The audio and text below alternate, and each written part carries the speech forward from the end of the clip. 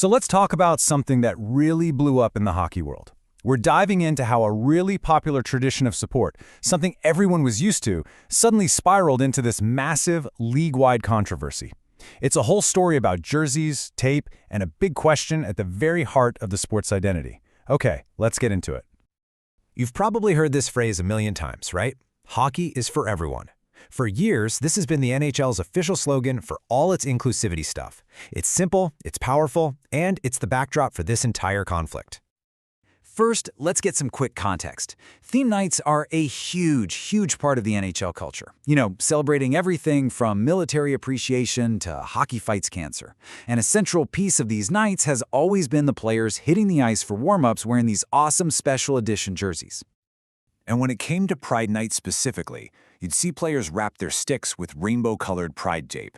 This stuff first showed up back in 2016, and it caught on like wildfire.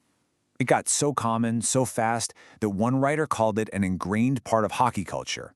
It even spread to other sports, like baseball and lacrosse. For years, this was just normal. It was the accepted way of doing things. But then during the 2022-23 season, something shifted. And this tradition that everyone was on board with suddenly became a massive flashpoint for debate. And it all started with just 7. That's it. 7 players across the entire league who decided, for their own reasons, to opt out of wearing the Pride-themed gear during warm-ups. A pretty small number, right? But boy, did it create a ripple effect that the league just couldn't ignore. And this is where things get really complex, because the reasons weren't all the same. On one hand, you had a group of Russian players who were worried about a new law back home in Russia, a law that made it illegal to spread so-called propaganda about LGBTQ+ issues. They were legitimately scared about what might happen to them or their families. But then, you also had a few Canadian players who opted out, and they cited their personal religious beliefs. And this just shows you how all over the place the response was. There was no single playbook. Some teams just let individual players sit out the warm-ups. Others, like the Chicago Blackhawks and the New York Rangers, decided to cancel the jerseys for the entire team, just to avoid putting any single player on the spot. But it's also really important to note, not all Russian players sat out. Stars like Evgeny Malkin went ahead and participated, which just shows you this was a very personal, complicated choice. So you've got this messy situation. Different players, different teams, all making different calls. The conversation started shifting away from the causes themselves and became all about who was or wasn't participating. So how did the NHL front office decide to handle what they clearly saw as a growing distraction? Okay, so this is the official line from the commissioner, Gary Bettman. He basically argued that the whole debate over who was wearing what was actually taking away from the theme nights. He framed the league's big decision as a way to get the focus back on the causes, not on the controversy.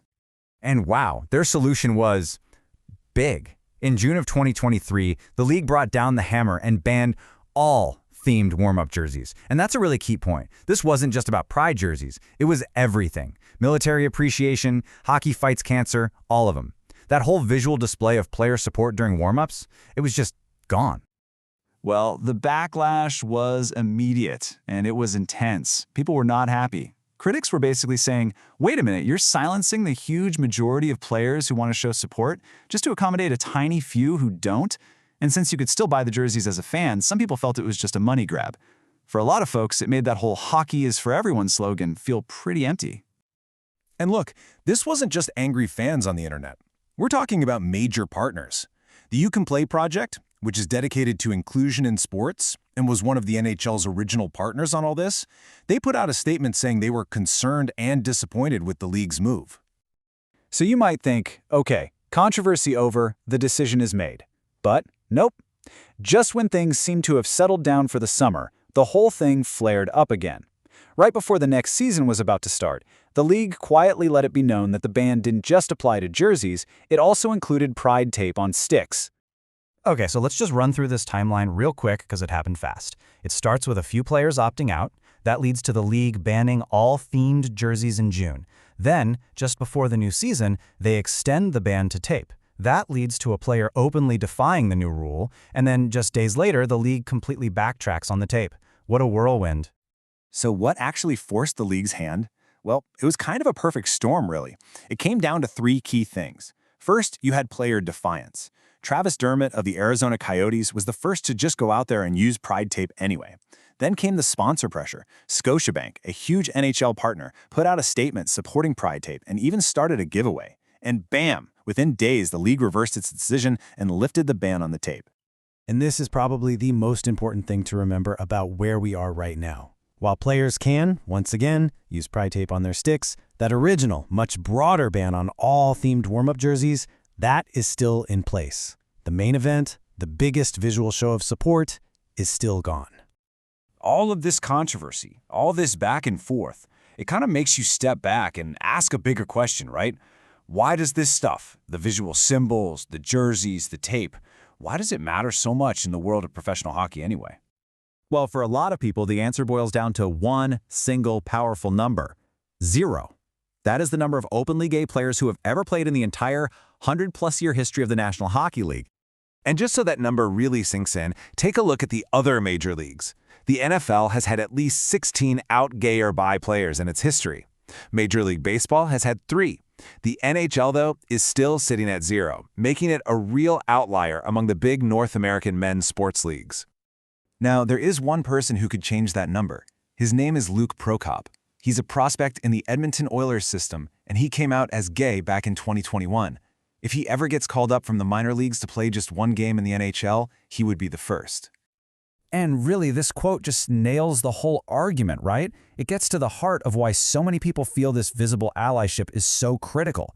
The thinking is, if there are no out players for young LGBTQ+ fans and athletes to see themselves in, then seeing the current players, the straight players, show their acceptance becomes that much more important. Which brings us right back to where we started.